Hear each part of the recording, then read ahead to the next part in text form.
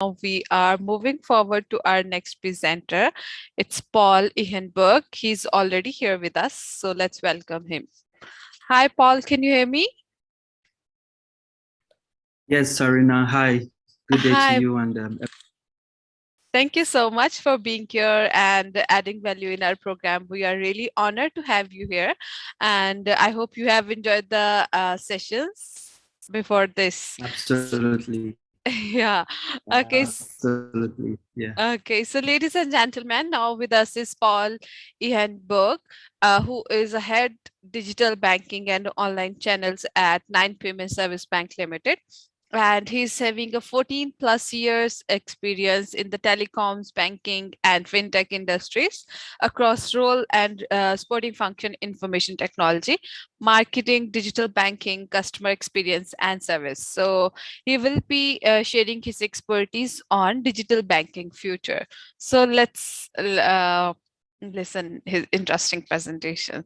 So Paul, you can start. Thank you so much for being here, and you can start your presentation now after sharing your screen. All right. Thank you. Let me know if you can see my screen, please. Yeah, I can perfectly say it. Good luck. Stage is all yours now. Okay. Thank you very much. And good day to everyone in this masterclass. I would say it's my pleasure to be here. And I'm pretty much sure that by the end of this session, we would have learned what's going to happen in the future as far as the digital banking is concerned. To get started, I'd like to just show some of the high points of this masterclass discussion today. Um, the future of digital banking that is coming will make banking look, unlike banking. And we'll take a look at the current disruption. We'll also look at the coming disruption and how to prepare for the future of digital banking. This requires a mindset and it also requires organizations to set priorities.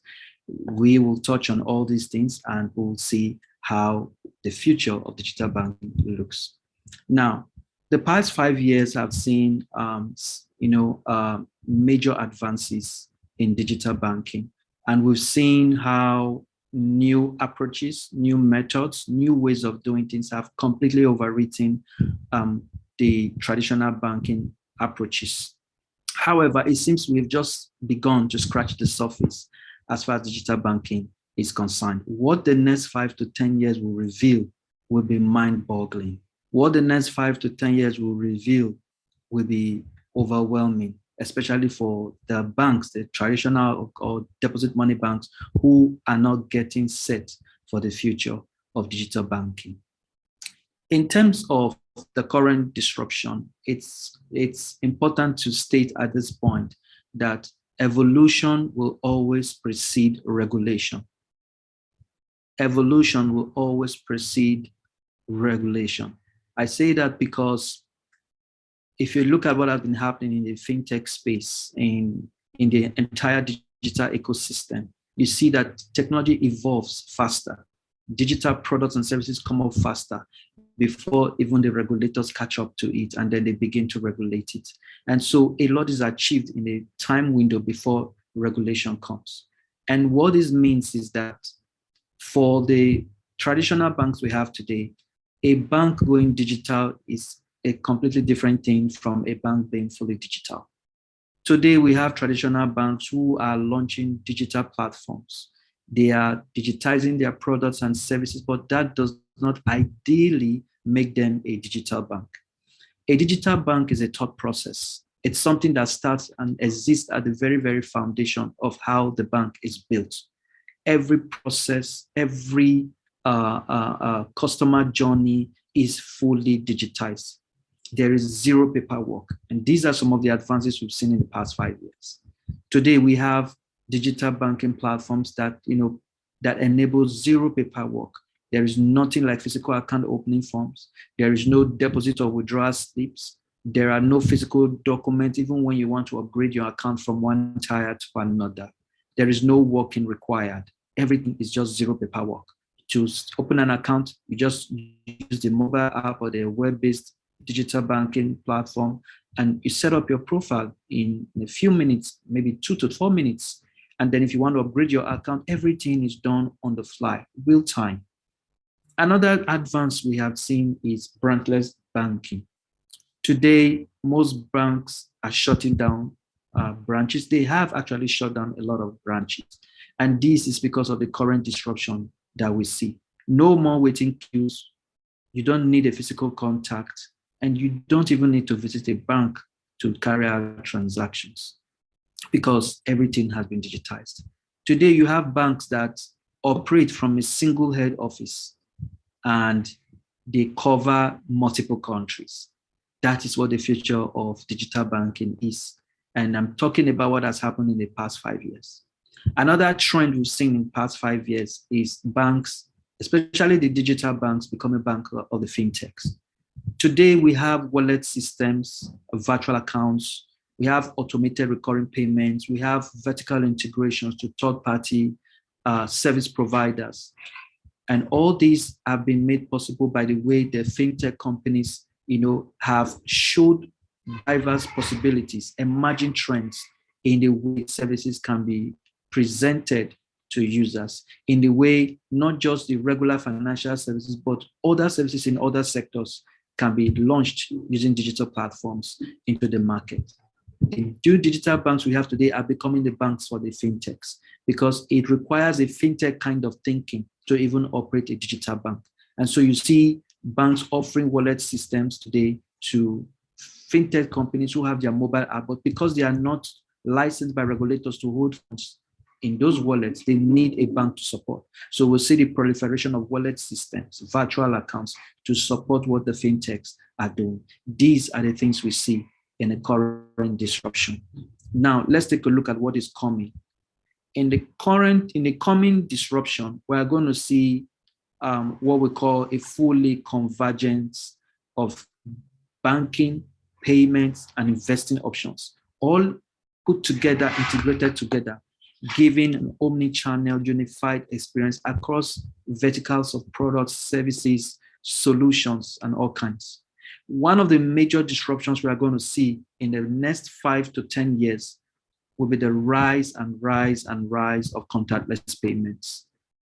Before now, we had the QR systems, but they were not really scalable and successful because they were in closed systems. We had the MasterCard QR, we had the Visa QR, and we had other third-party QRs.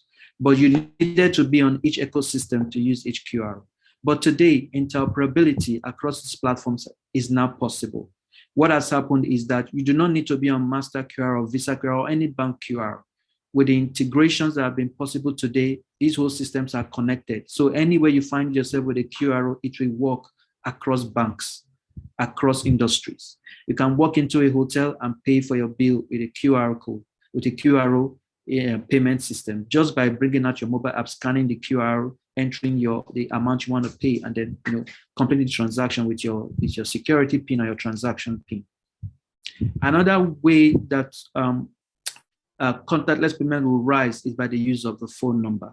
The phone number is a very, very powerful tool to drive financial inclusion. It's a very powerful tool, and it helps to achieve what I would call Fintech, financial services with a telco-like delivery. The phone number will rise to become very powerful.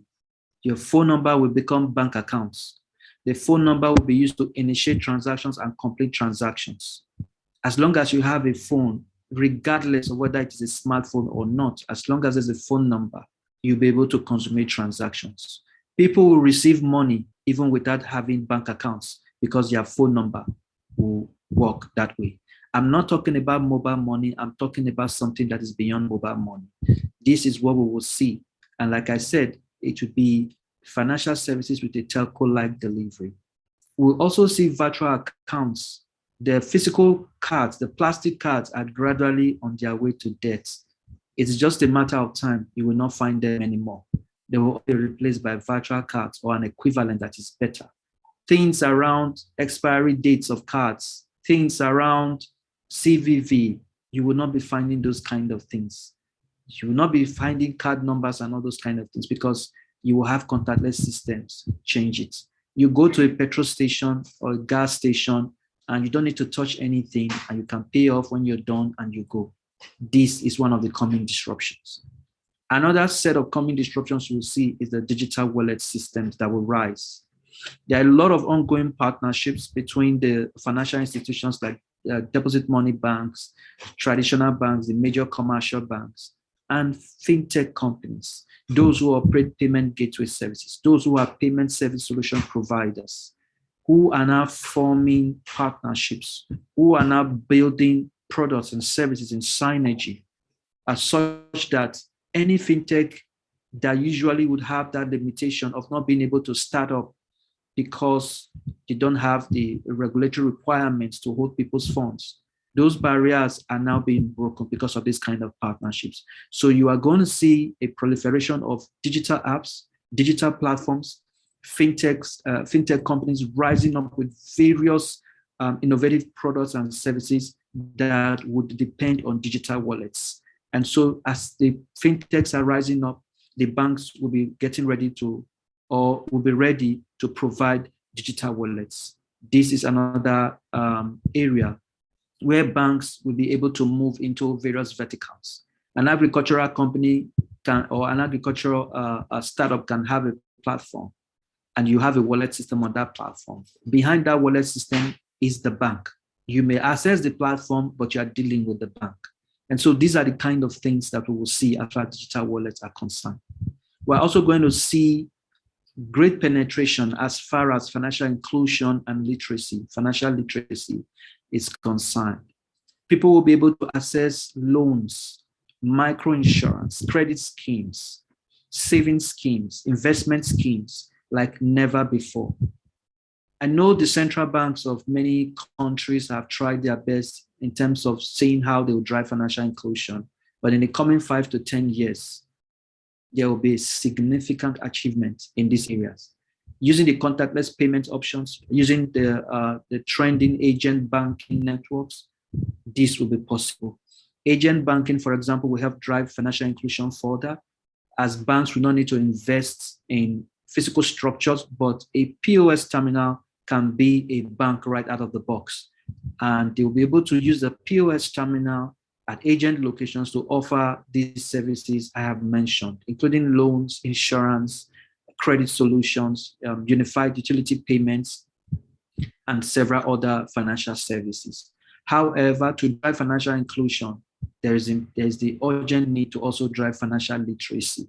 People need to know what is available to them where they are. Those who are in the hinterlands or rural areas will need to understand that financial services like microloans, insurance are also available to them. And so the current the current trends we see, will take digital banking forward, and digital banking will help drive financial inclusion in ways we have not seen before. Products and services that will penetrate the financial inclusion divide will emerge. And then a major disruption that we will see is what we call banking as a platform. Banks will evolve from just offering platforms or offering mobile apps and the USSD channels, a web-based channel, to becoming platforms. It means you can come from any industry with an open banking API, you can plug in your service and you're on top of a bank. Banks will change, the models will change, the approach will change. It will be easy to set up a fintech attached to a bank in a few hours. It will be easy to set up an organization and roll out products and services with a few clicks with the banking as a platform. There will be combined digital marketplaces where both banking and non-banking services will become available. A major trend, which I know the banks are sort of scared of right now, but which is an inevitable future, is hybrid banking. Hybrid banking will emerge in the future, and digital banks will emerge that will offer both fiat currencies, legal tender, plus crypto in one single platform. Today, we have companies like Binance who have made crypto exchanges possible, where you can exchange fiat currencies for cryptocurrencies. The banks will adopt this. The time is gone when the banks used to run away from fintechs or feel that fintechs were a threat to them. Banks will rise up to the occasion and begin to adopt some of those things. Banks will buy up fintech companies. Fintech companies will buy up banks, and the narrative will change. We will see the rise of artificial intelligence in banking systems, and you will see little or no human intervention from the start to the finish of a transaction. The Internet of Things will also play a key factor in this future of digital banking because fintechs and other service providers will go beyond just providing regular financial services to providing services that are outside the financial ecosystem but are instrumental to how people live. These are a major number of the common disruption we'll see in the digital banking future. Now, how should organizations prepare for this future of digital banking? First of all, to prepare requires a new mindset. Traditional banks, existing players, payment service companies, they need to think differently. For the banks especially, we see that most times they will start with a renovate mindset, but it's about digitizing what is existing and eventually doesn't meet evolving customer expectations. The ideal thing would be for banks to renovate, evolve, and transcend. All the existing traditional services will need to be digitized into the market. Traditional services will need to be fully optimized to increase operational efficiency. Customer experiences around those services will need to be calibrated to be best in class. On top of that, banks should not stay at just digitizing those products and services as is today. They need to understand that to remain competitive, they need to integrate all their offerings in a modern, unified digital experiences. People will look beyond products and services and look at digital experiences. So banks should evolve their current products. They must stop making their products product-centric and make those products customer-centric, building those products and services around the lives and the needs of their customers. Those products must transcend the typical or financial offerings that banks have today. Banks must find ways to engage new customers in new ways. Banking as a service will become a popular buzzword and it continue in popularity. These are some of the things banks need to do to gain a competitive edge. It's going to be a future of who is the king of this jungle. But to achieve this, the banks and the major players in the financial ecosystem need to have a different mindset. Another way to prepare for the future is to set priorities. Three important priorities: point solution, financial needs, and whole experience. I put them in those three categories. Banks must prepare to enhance transaction experiences for individual products and what can fit the use cases of consumers. Customers must be engaged from the point of how their financial needs should be met, how they can be helped to succeed. Company operations need to become customer-centric and not just product-centric. And banks and other organizations need to move from focusing on just financial asset management to assisting customers or clients achieve their goals. If you build the services around the customers, then you are preparing for the future. Very importantly, banks must understand that to provide services that are either complementary or they are added to existing and standard financial services will be a major requirement if you must emerge as a digital bank of the future. These priorities are important to be set right. And then finally, even though the future of digital banking appears bright, it requires a new way of thinking. It requires innovation. It requires foresight. Banks must begin to think like fintechs. Banks must go beyond savings accounts, current accounts, and those kind of services that they offer. Banks must go beyond interest on savings. Banks must get into vertical industries, from agriculture to telecoms to health to all kinds of services across various industries. harmonizing these services, bringing them together, providing these platforms around the lives of the user. It's often said, if the customers know that you help them get to where they want to get to, then they will likely stay with you as a bank. So banks need to go from being a bank to being a solution provider. Many banks, like I've mentioned, have a product-centric attitude and have concentrated on digitizing specific products. So it's just been about digitizing the journey into the market, but banks must go beyond that to combining capabilities.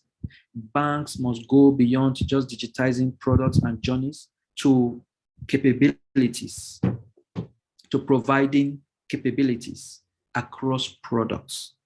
Products must be complementary. Today we have cable TV. We are able to pay renewed subscription for cable TV, for electricity. We are able to pay for things like betting. We are able to pay for water bills. Banks should go beyond all those kind of payments to providing unique customer experiences, making them complementary. It's very important for banks that artificial intelligence and personalized digital solutions will eventually eliminate the needs for bankers in the future. Those staff of banks who are working in traditional settings, one word of advice: prepare yourself for the future of digital banking, because it will eliminate the human link. It will eliminate the need for humans. There will be virtually no offices. So the best way is to find what job roles will emerge as far as digital banking is concerned. There will be a lot of simplification across products, services, industries. Today, we see the payment gateway service providers offering merchant collections, offering customized wallet systems in partnership with banks, offering wallet as a service systems to many other fintech companies. Banks need to embrace the fintechs and then work together with them and also think like fintechs. The traditional backbone needs to be broken. And those organizations that will succeed in the future as the digital banking approaches rise are those companies who have gone ahead or who are starting to ensure that both people and technology are integrated in unique ways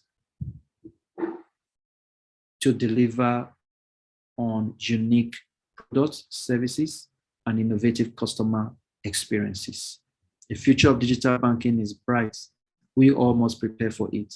The banks must prepare for it. The fintechs must prepare for it.